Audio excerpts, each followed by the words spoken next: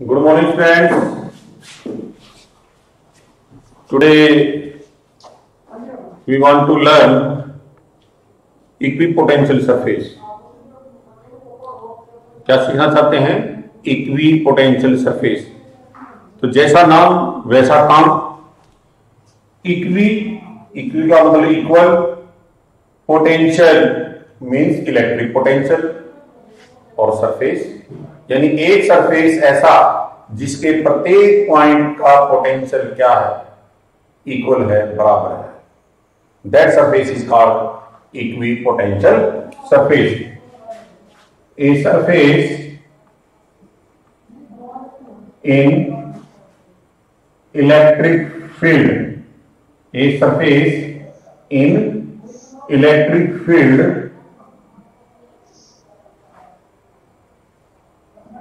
whose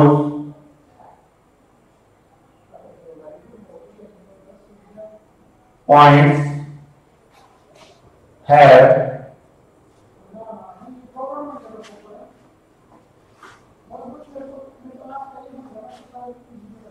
same potential, same electric potential. A surface in electric field whose points have same potential, that is called equipotential surface. ठीक है बच्चों?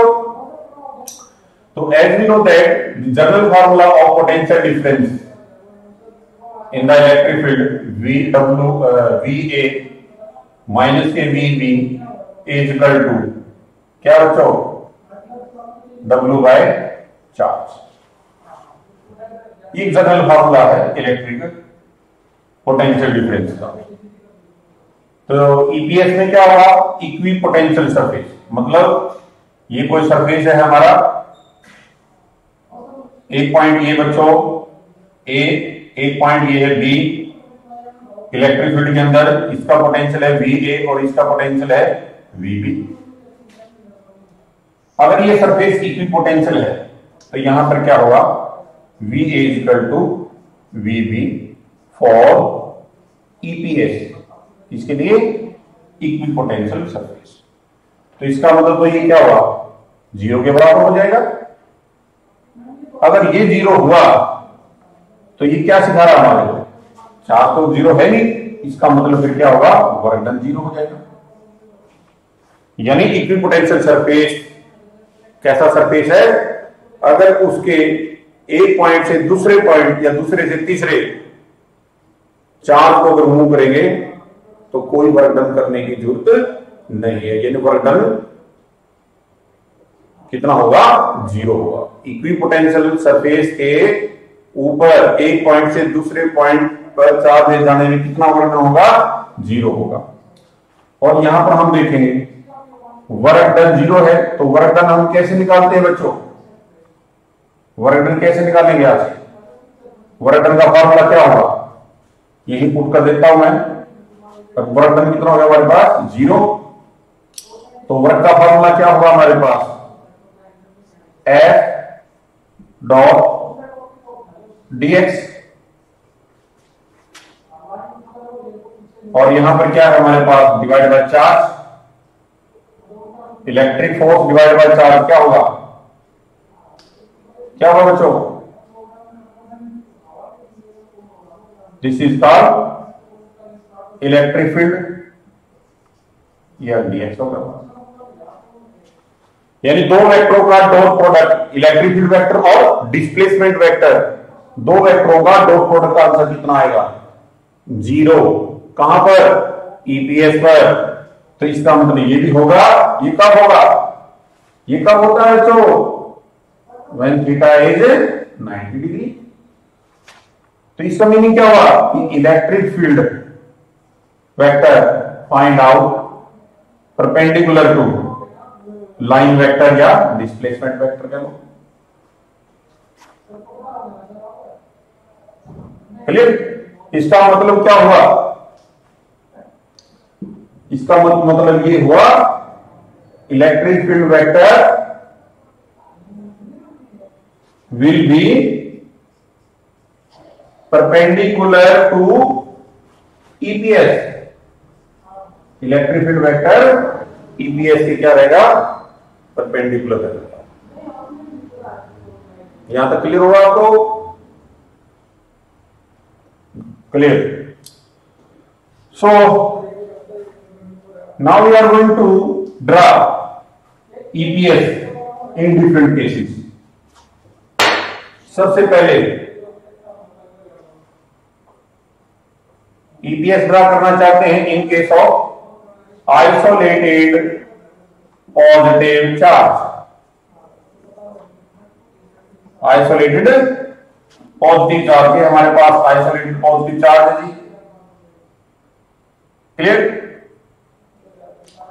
इसका EPS अगर आप draw करेंगे, EPS draw करने से पहले आप इलेक्ट्रिक फील्ड लाइन ड्रा कर लें, तो इलेक्ट्रिक फील्ड लाइन ड्रा हम ऐसे कर लेते हैं like this. Point charge positive nature का है तो electric field is directed outward,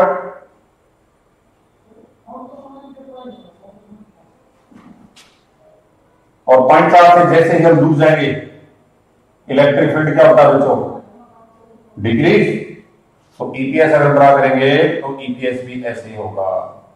this is the first, this is the second, and this is third EPS. This is the first EPS, second EPS, third EPS. यानी यहां से ये पता चल रहा है कि electric field vector is perpendicular to the surface of EPS always. और सक्सेसिव ईपीएस के बीच का डिस्टेंस क्या हो रहा है, इंक्रीज हो रहा है, क्योंकि पॉइंट चार्ज से जब दूर जाएंगे तो इलेक्ट्रिक फील्ड क्या होगी, डिक्रीज होगी। क्या होगी बच्चों, डिक्रीज। सेकंड अगर हम चाहते हैं क्या कि आइसोलेटेड हमारे पास कैसा है, नेगेटिव चार्ज है। कैसा बच्चों, आइसोलेटेड नेगेटिव चार्ज है। तो सबसे पहले इलेक्ट्रिक फील्ड लाइंस ड्रा कर लेते हैं। तो इलेक्ट्रिक फील्ड लाइंस आप ऐसे ड्रा कर सकते हैं जी। यहां क्या होगी, रेडियली इनवर्ड सेंस होगी, क्योंकि negative charge act as a sink of EFL, electric field lines. यहां ईपीएस ड्रा करेंगे तो कैसा होगा, फर्स्ट ईपीएस आप ऐसे ड्रा कर सकते हैं, सेकंड ईपीएस आप ऐसे ड्रा कर सकते हैं, थर्ड वन ईपीएस ऐसे ड्रा कर सकते हैं, क्योंकि इस केस में भी electric field inversely proportional to R square होती है। और जिस डायरेक्शन में इलेक्ट्रिक फील्ड डिक्रीज होगी, सक्सेसिव ईपीएस के बीच का सेपरेशन क्या होता रहेगा, बढ़ता रहेगा। क्या होता रहेगा, बढ़ता रहेगा। फर्दर इसको आप मैथमेटिकली भी हम प्रूव करेंगे कि जिस डायरेक्शन में इलेक्ट्रिक फील्ड डिक्रीज होगी उस डायरेक्शन में ईपीएस का सेपरेशन बढ़ता रहेगा, और जिस डायरेक्शन में इलेक्ट्रिक फील्ड इंक्रीज होगी सक्सेसिव ईपीएस के बीच का डिस्टेंस घटता रहेगा। अगर स्पेस में इलेक्ट्रिक फील्ड कांस्टेंट है तो सक्सेसिव ईपीएस के बीच का डिस्टेंस क्या रहेगा, कांस्टेंट रहेगा। ये मैथमेटिकली हम बाद में प्रूव भी करेंगे। यहां तक picture clear? That is about isolated positive charge and that is about isolated negative charge. Clear?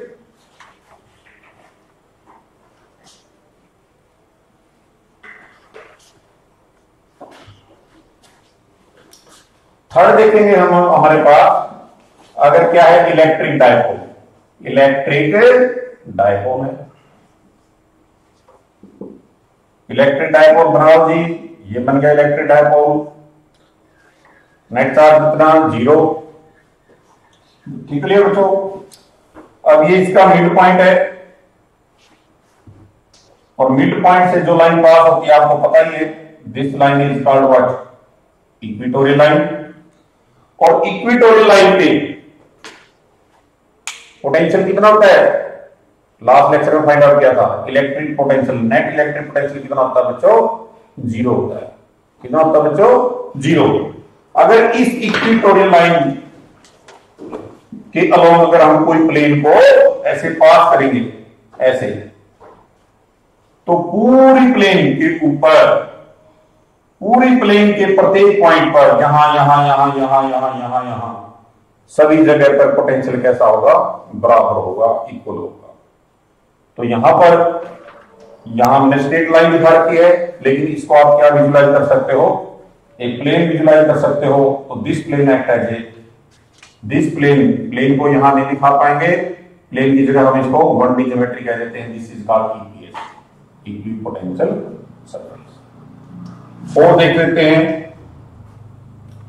Uniformly line charge. कोई लाइन चार्ज है बच्चों जिसकी क्या है, लीनियर चार्ज डेंसिटी। ये हमारे पास एक स्ट्रेट लाइन है, दैट इज यूनिफॉर्मली चार्ज। क्या बच्चों, ये यूनिफॉर्मली चार्ज है। और यूनिफॉर्मली चार्ज है तो इसके ईपीएस कैसा बनेगा, फर्स्ट ईपीएस हमारा ऐसा बनेगा, सिलेंड्रिकल। कैसा बनेगा बच्चों, और नेक्स्ट भी कैसा बनेगा, सिलेंड्रिकल। और नेक्स्ट भी क्या होगा, सिलेंड्रिकल। लेकिन कहां डिफरेंस है, सक्सेसिव सिलेंड्रिकल ईपीएस के बीच का सेपरेशन बढ़ेगा, क्योंकि इलेक्ट्रिक फील्ड लाइन के केस में इनवर्सली प्रोपोर्शनल टू आर होती है। लाइन चार्ज से अगर दूर जाएंगे इलेक्ट्रिक फील्ड क्या होगी, डिक्रीज। और वंस अगेन जो इलेक्ट्रिक फील्ड है बच्चों, electric field always right angle to the EPS. EPS का जो सरफेस है उसके साथ इलेक्ट्रिक फील्ड लाइंस कितना एंगल बनाएगी, 90 डिग्री का। ये हम प्रूव कर चुके हैं। So this is called first EPS, this is called second EPS, this is called third EPS due to line charge. यहां तक क्लियर हुआ।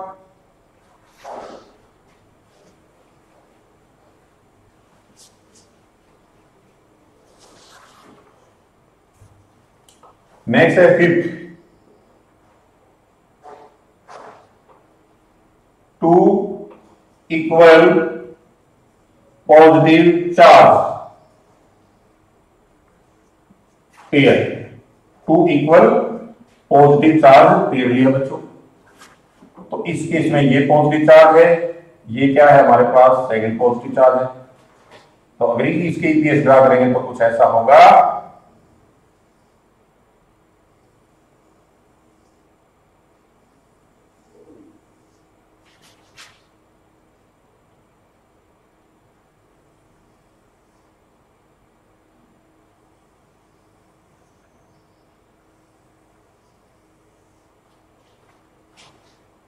कुछ ऐसे ईपीएस बनेंगे, क्योंकि दोनों के बीच में कैसा बच्चों, रिपल्सन। कैसा है, रिपल्सन है। वंस अगेन यहां पर भी electric field due to positive charge ऐसे होगी बच्चों, और ईपीएस के साथ क्या रहेगी, यहां पर क्या लिया, two equal positive charge pair. यहां पर लेते हैं two equal negative charge pair. This is the first negative charge, this is the second charge. इस केस में ईपीएस कैसे बनेंगे, इस केस में ईपीएस बनेंगे बच्चों ऐसे, ऐसे ऐसे बनेंगे। यानी इस साइड है सेपरेशन, सक्सेसिव सेपरेशन कम होगा, यहां ज्यादा होगा।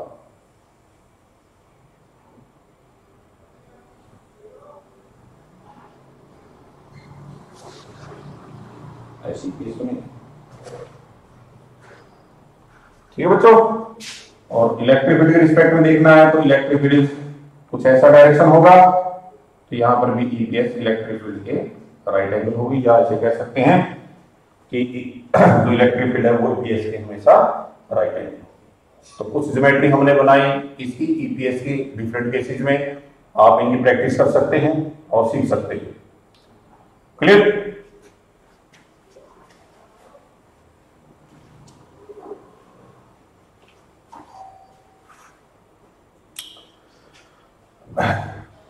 So that we have a conductor, क्या है हमारे पास कंडक्टर है, वो भी कैसा है, स्फेरिकल कंडक्टर ले लो। कैसा कंडक्टर ले लो बेटा, स्फेरिकल कंडक्टर। राइट। ये है हमारे पास स्फेरिकल कंडक्टर।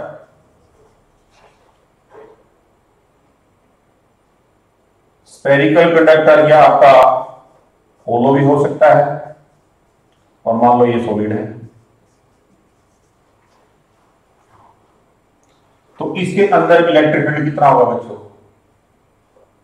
0। ध्यान रखिएगा,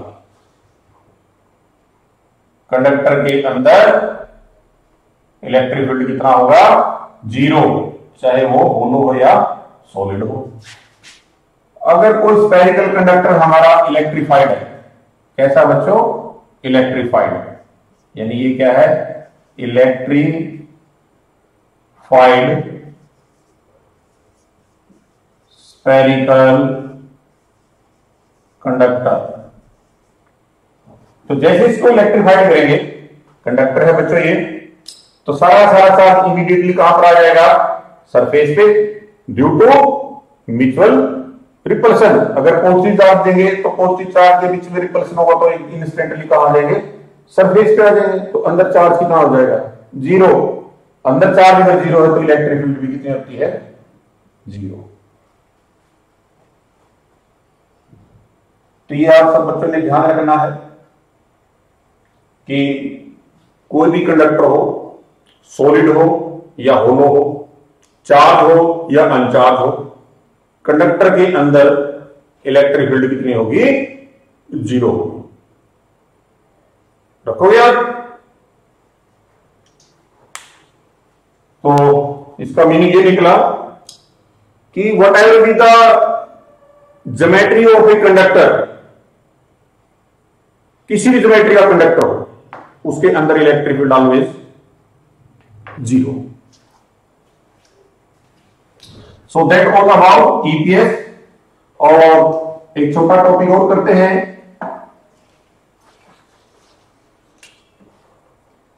let find out relation between electric field and electric potential. Electric field और इलेक्ट्रिक पोटेंशियल के बीच में रिलेशन निकालना चाहते हैं, देखते हैं कैसे फाइंड आउट करेंगे। Suppose that we have a point charge of q coulomb act as a source charge। तो जैसे ही सोर्स चार्ज से हम दूर जाएंगे, इलेक्ट्रिक फील्ड भी डिक्रीज होगी और इलेक्ट्रिक पोटेंशियल भी क्या होगा? इसका डिक्रीज होगा, क्योंकि electric field inversely proportional to R square होता है और electric potential inversely proportional to R होगा। तो इलेक्ट्रिक पोटेंशियल भी डिक्रीज होगा, इलेक्ट्रिक फील्ड भी डिक्रीज होगी, तो कौन सा फास्टली डिक्रीज होगा? Yes, electric field, because electric field is inversely proportional to R square. यहां तक क्लियर? सो स्पेस में कोई 2 पॉइंट देते हैं, से एक पॉइंट ये है बच्चों, एक पॉइंट ये है, दोनों पॉइंट एक दूसरे के काफी क्लोज है, दोनों के बीच में एलिमेंट्री डिस्टेंस है, से dx। सो दैट यहां पोटेंशियल v है ड्यू टू दिस चार्ज। इस चार्ज का यहां पोटेंशियल कितना है? v है, और एलिमेंट्री स्मॉल डिस्प्लेसमेंट पे इसका पोटेंशियल बढ़ के कितना हो जाता है? v प्लस के डी। ये होता है, ठीक है बच्चों?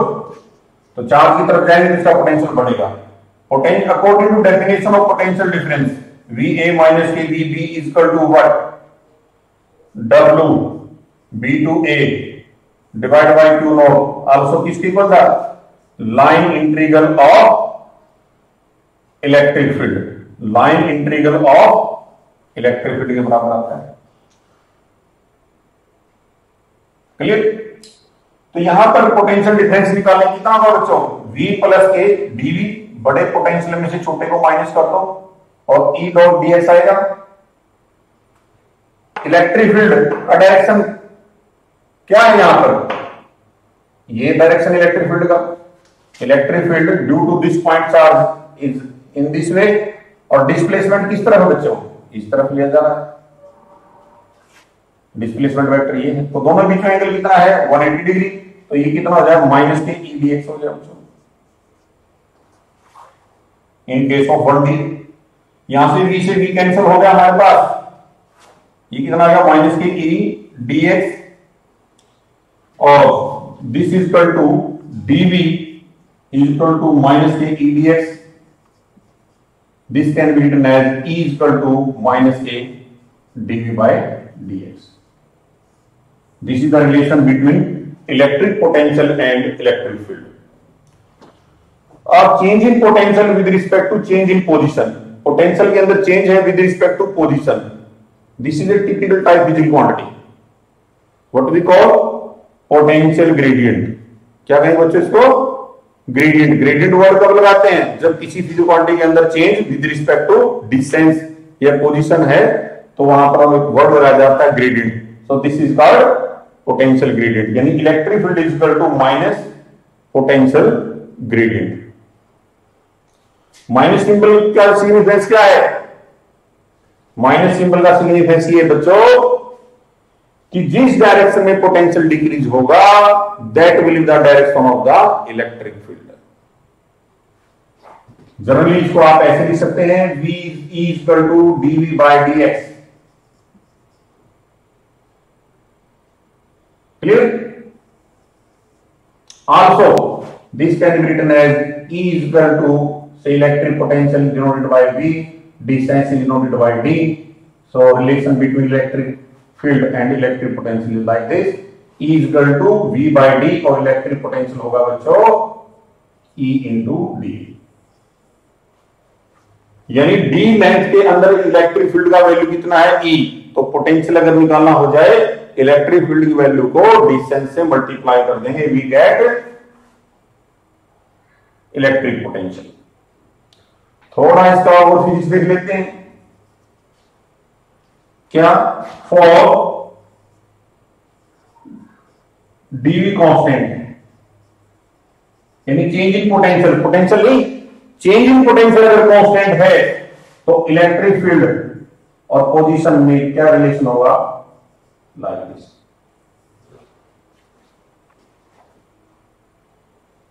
ठीक है ना? इससे पहले ईपीएस हम डंडा के बताया था वहां पर कि सक्सेसिव ईपीएस के बीच का डिस्टेंस क्यों बढ़ता है? डीएक्स क्या है? डीएक्स है बच्चों परपेंडिकुलर डिस्टेंस। क्या है? परपेंडिकुलर डिस्टेंस बिटवीन सक्सेसिव या कंसेक्यूटिव ईपीएस। अगर इलेक्ट्रिक फील्ड कम होगी या इलेक्ट्रिक फील्ड क्या हो रही है? डिक्रीज, तो सक्सेसिव क्या होगा? इंक्रीज। क्लियर? देखिए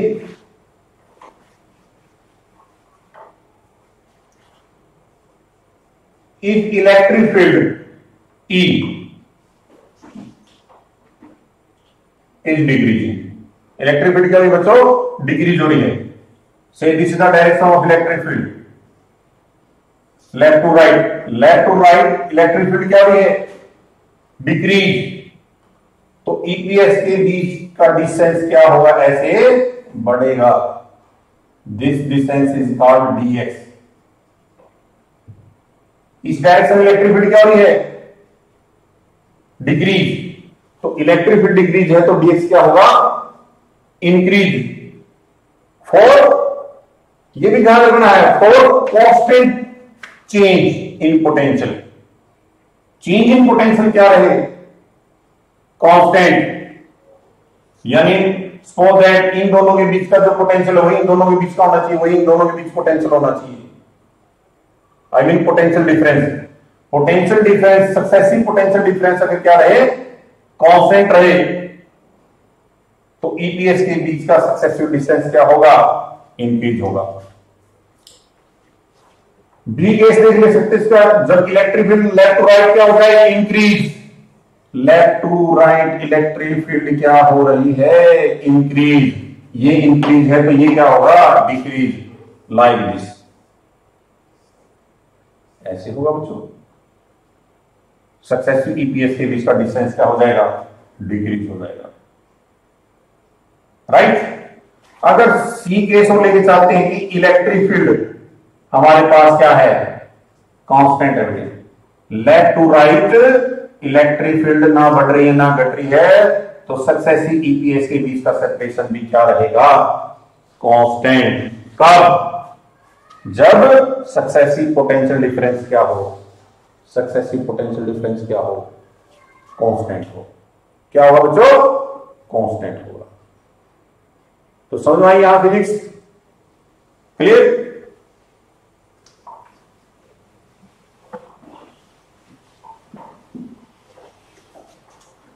according to relation E equal to dV by dx या dV बाई dr लिख देते हैं इसको,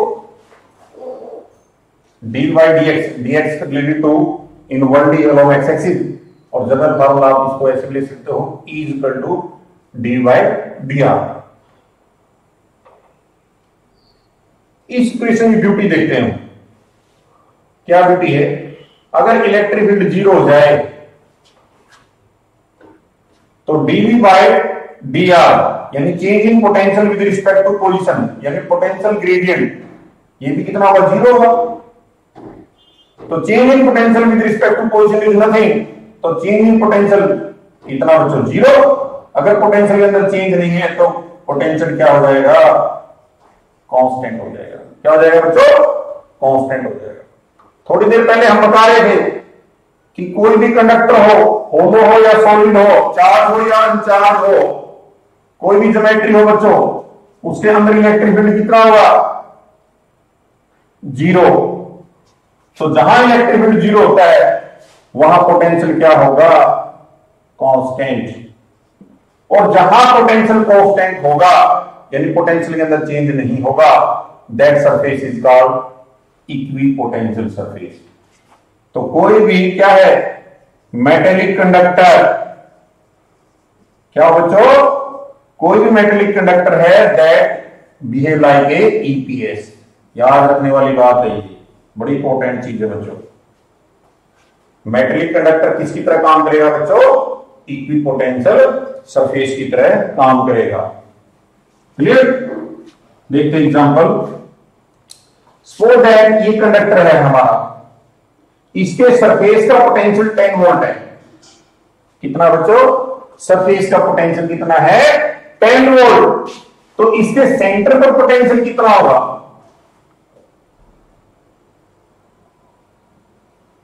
कई बच्चे जीरो आंसर देते हैं बिना कोई लॉजिक लगाए, बिना कोई रूल, बिना कोई law, principle, mathematical formula, mathematical equation.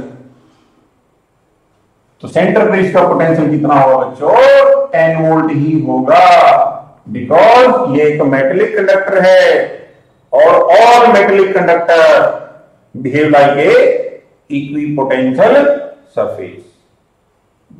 किसकी तरह बिहेव करेगा, इक्विपोटेंशियल सरफेस की तरह बिहेव करेगा। सरफेस का पोटेंशियल 10 वोल्ट है, तो इसके प्रत्येक पॉइंट का कहीं पर भी हो, सभी का पोटेंशियल एक समान होगा। हालांकि अंदर इलेक्ट्रिक फील्ड कितनी होगी, जीरो होगी। Electric field zero but potential not will be zero. Clear. Suppose that हमारे पास इलेक्ट्रिक डायपोल है, ये इलेक्ट्रिक डायपोल का मिड पॉइंट है। तो इस मिड पॉइंट पे पोटेंशियल कितना होगा, मिड पॉइंट पे इलेक्ट्रिक डायपोल का जो मिड पॉइंट है, that point act as a equatorial point की तरह काम कर सकता है। तो यहां पोटेंशियल कितना होता है, जीरो होता है। ये हमने ट्राई भी किया हुआ है, राइट। लेकिन इस मिड पॉइंट पर electric field zero, yes, mid point पर इलेक्ट्रिक फील्ड जीरो होगी, नहीं होगी, नहीं होगी। इलेक्ट्रिक फील्ड जीरो नहीं होगी बेटा। क्यों नहीं होगी, क्योंकि पॉजिटिव चार्ज के कारण इलेक्ट्रिक फील्ड का डायरेक्शन ये, नेगेटिव के कारण भी ये, यानी जितनी इलेक्ट्रिक फील्ड इसके कारण होगी उतनी इलेक्ट्रिक फील्ड इतनी होगी, यानी मिड पॉइंट पर इलेक्ट्रिक फील्ड डबल होगी एज इंडिविजुअल। क्लियर। तो यहां पर हमने पोटेंशियल डिफरेंस की कुछ सिग्निफिकेंस देखी, ईपीएस ड्रा किए और ईपीएस की कुछ प्रॉपर्टी पढ़ी हमने। वो प्रॉपर्टी मैं आपको बताता हूं, आप लिख सकते हैं।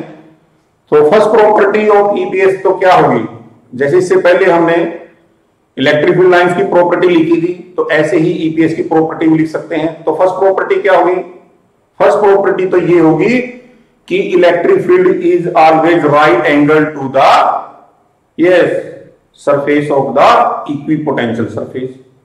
Second property, work done to bring a charge from one point to other point on the equipotential surface will be zero।